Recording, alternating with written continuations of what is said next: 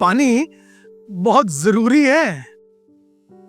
To keep your body hydrated it is always recommended कि इंसान कम से कम 4 लीटर पानी दिन भर में पिया करे। और अगर पानी ना पियो तो फिर बहुत कुछ जो शरीर के एसेंशियल्स हैं वो कम होने लगते हैं। जी, आज हम बात करेंगे पानी की। Living beings need water and water is said to be the most important commodity of the planet Earth। हर कमाल की बात यह है कि हमारी इस पृथ्वी पर 2/3 पानी है। जी, पानी के बारे में बहुत कहा जा रहा है, सेव वाटर। और ये पृथ्वी जहां पर लगभग 70% पानी है, पीने का पानी जो है ये केवल 4% पाया जाता है। सरप्राइजिंग ना? जी, खुदावंद ने जब बागे अदन को बनाया और सब कुछ बहुत इमैक्युलेट था, परफेक्ट था। The garden of Eden was a place of perfection. और जब खुदा ने उसे बनाकर स्टैब्लिश किया, तैयार किया, और यूं लिखा हुआ है तब तक भूमि पर कोई बारिश नहीं हुई थी। पृथ्वी से कोरा उठता था और उससे पृथ्वी सींची जाती थी। पर अब क्योंकि परमेश्वर ने यहां पर फरक पेड़ लगाए थे, वृक्ष लगाए थे, बाग बगीचा था, उसे सींचने के लिए यहोवा ने वहां से एक नदी बहाई। We will talk about this river। मेरा नाम शैलेन दास है और मैं खुदा का शुक्र करता हूं उसने हमें मौका दिया है कि इन दिनों में हम जेनेसिस द बिगिनिंग सिलसिलेवार पढ़ रहे हैं और सीख रहे हैं। असेंबली ऑफ बिलीवर्स चर्च की तरफ से, ग्लोरी टू गॉड की तरफ से आपको बहुत बहुत सलाम, खुशामदीद। और हमारी दुआ यह है खुदा आपको बरकत दे और खुदा का कलाम और उसके कलाम की इंपॉर्टेंस हमारी जिंदगियों में गहरी उतर सके। जब बागे अदन सब कुछ, everything is perfect and Adam was there, खुदा ने वहां पर एक नदी बहाई और वो नदी वहां के सब वृक्षों को सींचा करती थी। This river of God became so important that throughout the Bible we see this river running। उत्पत्ति उसके 2 अध्याय में ये नदी शुरू होती है और आपको दिखाई पड़ेगा प्रकाशित वाक्य के आखिरी अध्याय तक ये नदी बहती रहती है। From the book of Genesis to the book of Revelation, the river of God, the stream of God keeps flowing। बड़ी अच्छी तरह से दाऊद ने जिक्र किया और कहने लगा, भजन 46 में उसके 4 पद में, एक नदी है जिसकी नहरों से परमेश्वर के नगर में आनंद होता है। जी, एक नदी जिसकी नहरें परमेश्वर के नगर को, परमेश्वर के घर को, यरूशलेम को, वो जो उसमें रहते हैं ईमानदारों को आसूदा करती है और खुशी पैदा करती है। The joy springs out of this river and this is my prayer, let this river of joy and let this river of life and the river that gives us water that fertilizes our land can flow in us and through us। इसी नदी के बारे में यीशु मसीह कहते हैं, हे सब प्यासे लोगों, पानी के पास आओ, मुझसे पियो, और जब तुम पियोगे तो तुम्हारे अंदर से ये जीवन की नदी कूट निकलेगी और बहुत तेरे satisfy होने पाएंगे। This river that was in the Garden of Eden was not only a geographical or a physical river। जी, ये बागेदन की बहती हुई, इसे नाम दिया गया महानदी।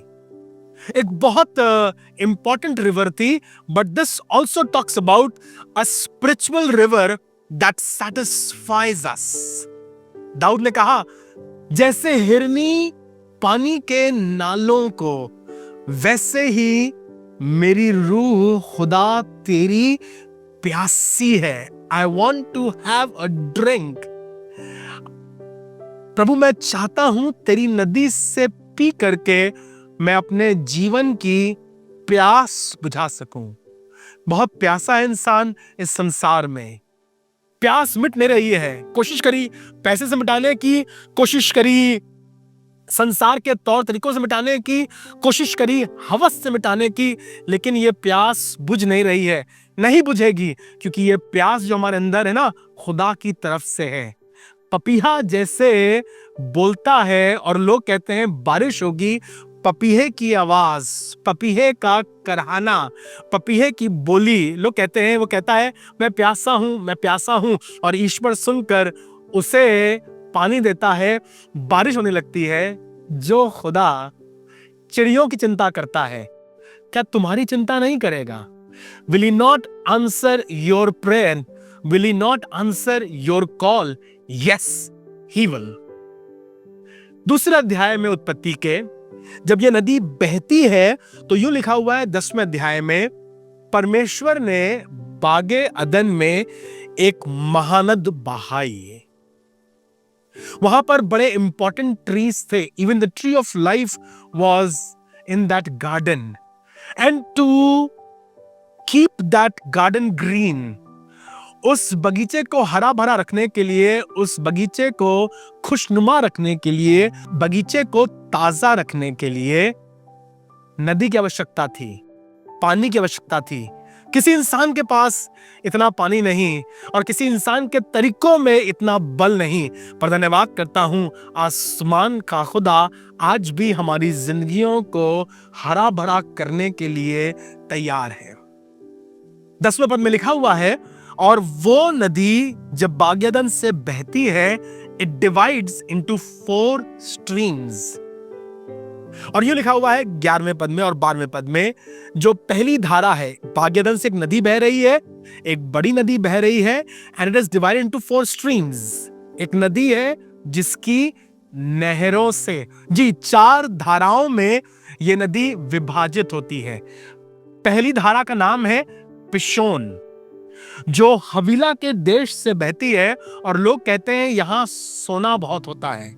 दूसरी नदी का नाम वो कहते हैं गीहोन, ये उस देश से बहती है जहां सुलेमानी पत्थर मिलते हैं, कीमती पत्थर मिलते हैं। तीसरी नदी का नाम है टिग्रिस, हिदीकेल, ये उस देश से बहती है जो अशूरियों का देश था और जो अक्सर खुदा के लोगों के खिलाफ आते थे। और चौथी नदी को बोला गया है फरात, Euphrates, that marks the boundaries of the promised land. ये 4 धाराएं बाइबल में बड़ी महत्वपूर्ण हैं। पहली धारा पिशोन, दूसरी गीहोन, तीसरी हिदकेल और चौथी फारात। और इस बाइबल की नदी का असर आपको थ्रू आउट द बाइबल मिलेगा। The river that started in the Garden of Eden, bursted into 4 streams, runs throughout the Bible in 4 different streams, and then falls in the book of Revelation and becomes one river. और दर्शन देखकर यूहन्ना कहते हैं, मैंने वो नदी देखी, बिल्लोर की सी चमकती हुई नदी। In the last chapter, 22nd chapter, it reads like this: the river that is crystal clear. सुना है ना ये फ्रेज? ये बिब्लिकल फ्रेज है जो हमारी नॉर्मल भाषा में इस्तेमाल होने लगा है, crystal clear, and it was used for this river. दुनिया की बाकी सब नदियां गंदी हो जाती हैं, दूषित हो जाती हैं, प्रदूषित हो जाती हैं, अरे सूखने लगती हैं, पर खुदा की नदी जल से भरी रहती है। और ये एक पवित्र नदी है जो आज भी बागे अदन को और वहां पर रहने वालों के जीवनों को आसूदा करना चाहती है। मालूम बागे अदन क्या है? बागे अदन is a state of perfection. Eden means delight. बागे अदन परमेश्वर की खुशी के स्थान में ये नदी आज भी बहती है, खुशी पैदा करती है, और बहुत से लोग जो खुदा के घर में आते हैं आनंद से भर जाते हैं। जब मैं आपके साथ ये नदी बांट रहा हूं, I am simply trying to help us understand this river of God. मेरी दुआ ये है, ये नदी तुम्हें आनंद से भर दे, खुशी से भर दे, धन्यवाद से भर दे और आसूदा कर सके। वो प्यास जो बहुत चीजों से बुझ नहीं पा रही है, रुपए से, पैसे से, सोने से, चांदी से, सेक्स से, गंदी चीजों से बुझ नहीं पा रही है, छीनने से भी नहीं बुझ रही है। खुदा की हुजूरी से तुम अपने अंदर कंटेंट महसूस करो, अपने अंदर आसूदगी महसूस करो, ताजगी महसूस करो और तुम्हारी जिंदगी नई हो जाए। उत्पत्ति किताब की ये नदी जो बहती है, यहेजकेल इसे बड़ी खूबसूरती से वर्णन करता है और कहने लगा मैंने एक दर्शन देखा।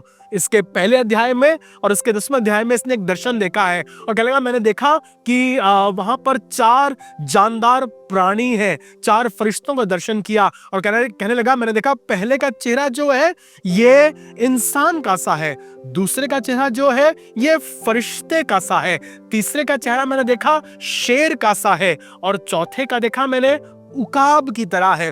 10वें अध्याय में फिर दर्शन देखता हूं, कहने लगा मैंने देखा कि एक फरिश्ता है, इंसान की तरह दिखाई पड़ रहा है और उसके 4 मुंह हैं। सामने का चेहरा शेर का सा है, एक तरफ का चेहरा एक बैल का सा है, दूसरी तरफ का चेहरा मनुष्य का सा है और फिर एक चेहरा उकाब का सा है।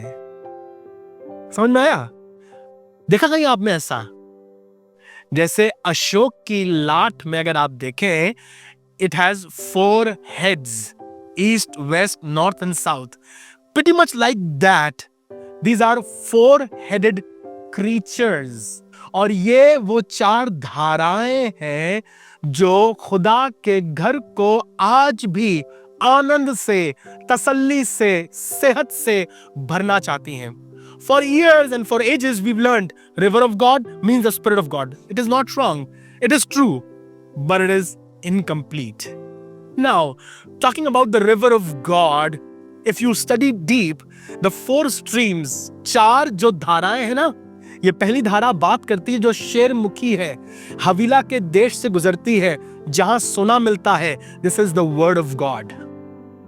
खुदा का कलाम है, मुझसे तू आग में ताया हुआ सोना ले ले।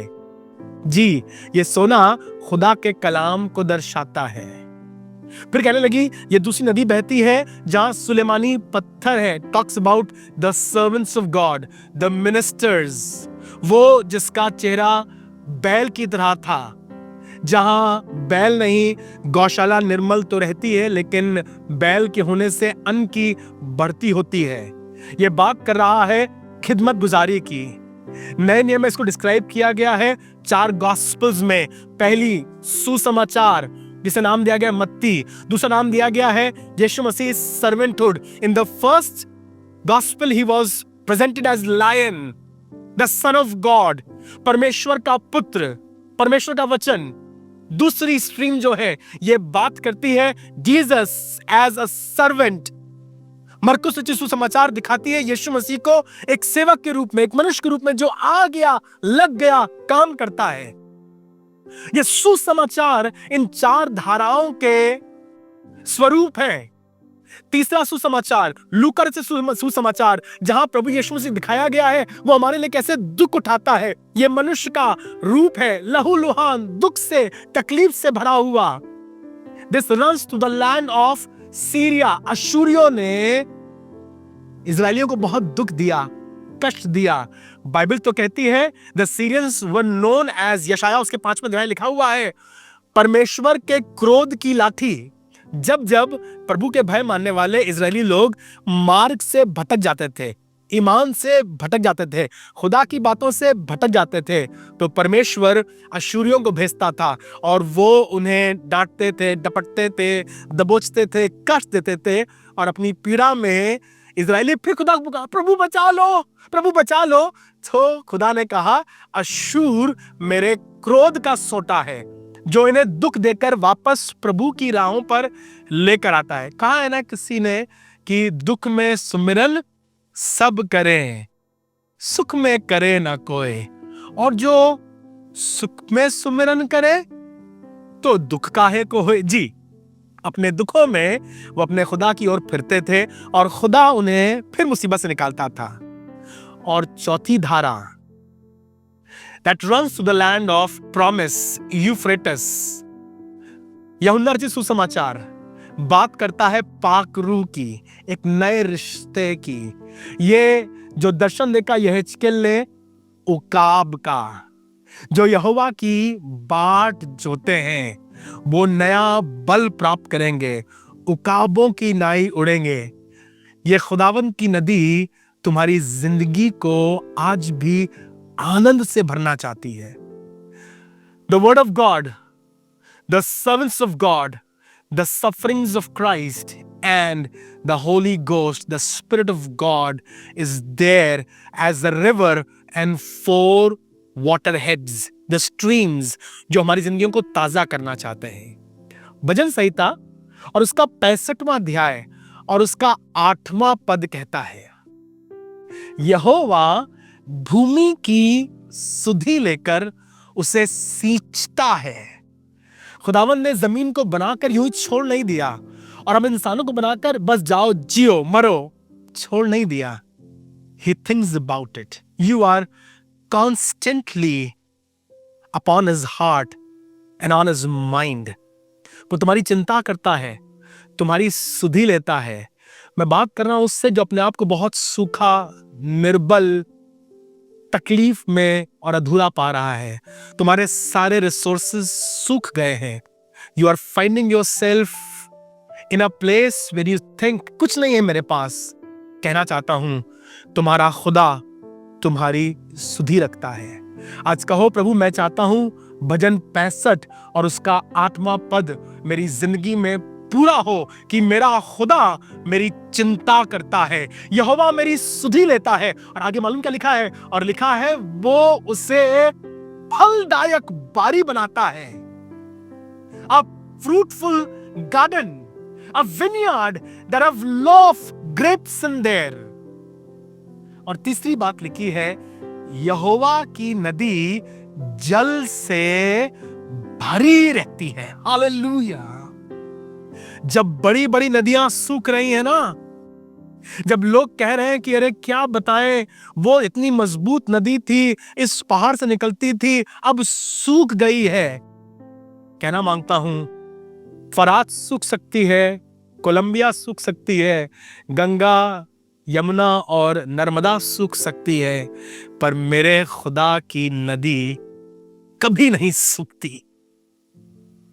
अगर तुम उस नदी के किनारे लगाए गए हो, अगर तुम वो वृक्ष हो जो उस बहती धारा के किनारे लगाया गया है, तो तुम्हारे लिए ये आशीष है। भजन 1 में लिखा है कि वो वृक्ष अपनी ऋतु में फलता है और उसके पत्ते कभी नहीं मुरझाते। मेरी दुआ यह है कि तुम उस नदी के पास अपने आप को वृक्ष के समान लाकर लगा दो, ताकि जो बागे अदन की खूबसूरती थी ना, वो तुम्हारे घर, तुम्हारी जिंदगी और तुम्हारे खानदान में आ सके। जैसे हिरनी पानी के नालों के लिए प्यासी है खुदावंद, वैसे ही हम तेरे लिए प्यासे हैं। तेरे वचन से, तेरे कलाम से खुदावंद, तेरी खिदमत करके खुदावंद, हम तेरे लिए दुख उठा करके तेरी प्रतिज्ञाओं के वारिस होना चाहते हैं। और हम चाहते हैं प्रभु हमारी जिंदगियां भी तुझसे, तेरे कलाम से और तेरे रूह पाक की मामूरी से भरी रहे। अगर आपको आशीष मिल रही है, आपको बरकत मिल रही है, जरूर से चाहूंगा किसी के साथ खुदा की इस नदी को बांटिए। If you can please forward this godcast to somebody. कोई शायद इस वीडियो से, कोई शायद इस एपिसोड से बरकत पा सके, आशीष पा सके और किसी के जीवन में खुदा काम कर सके और आशीष दे।